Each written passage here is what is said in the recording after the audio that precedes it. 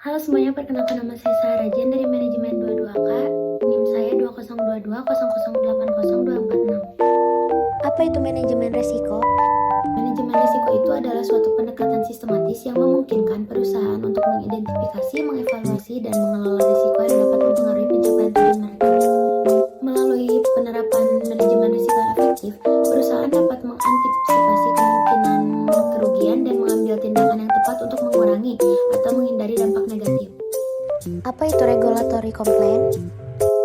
Jadi regulatory compliance itu merujuk kepada ketaatan suatu organisasi terhadap peraturan, kebijakan, standar, dan hukum yang berlaku dalam lingkungan operasionalnya.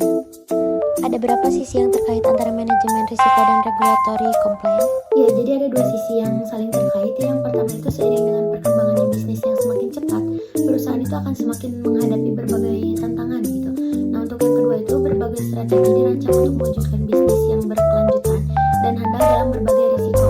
Salah satunya dengan menerapkan manajemen risiko dan regulatory compliance.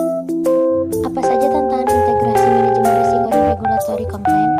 Untuk tantangan integrasi manajemen risiko dan regulatory compliance, yang pertama, kompleksitas dan keanekaragaman peraturan. Yang kedua, pemahaman yang mendalam terhadap risiko dan regulasi. Yang ketiga, ada koordinasi antar departemen. Yang keempat, teknologi dan sistem informasi. Yang kelima, pengukuran dan pemantauan kinerja. Dan yang keenam, perubahan lingkungan bisnis dan hukum. Apa keuntungan manajemen risiko dan regulatory compliance?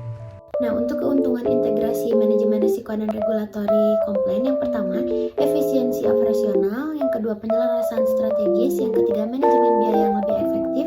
Yang keempat, meningkatkan reputasi. Dan yang kelima, daya saing yang lebih baik. Apa hubungan manajemen risiko dan regulatory compliance? Nah, ada pun hubungan manajemen risiko dan regulatory compliance, yaitu yang pertama, penyelarasan strategi bisnis. Yang kedua, efisiensi operasional. Yang ketiga, kepercayaan pelanggan dan investor. Yang keempat itu ada inovasi yang berkelanjutan. Nah, kombinasi manajemen risiko dan regulatory compliance juga akan membentuk fondasi yang solid bagi organisasi dalam mencapai keberlanjutan bisnis gitu, dengan menggabungkan pendekatan proaktif dalam mengelola risiko dan kepatuhan terhadap peraturan. Perusahaan dapat mencapai beberapa tujuan. Nah, tujuan itu seperti yang tadi, yang empat tadi. Apa tujuan manajemen risiko dan regulatory compliance? Nah, tujuannya itu untuk memastikan bahwa organisasi ini beroperasi dengan baik sesuai dengan ketentuan hukum yang berlaku, untuk mencegah pelanggaran dan menghindari sanksi yang mungkin timbul akibat ketidakpatuhan.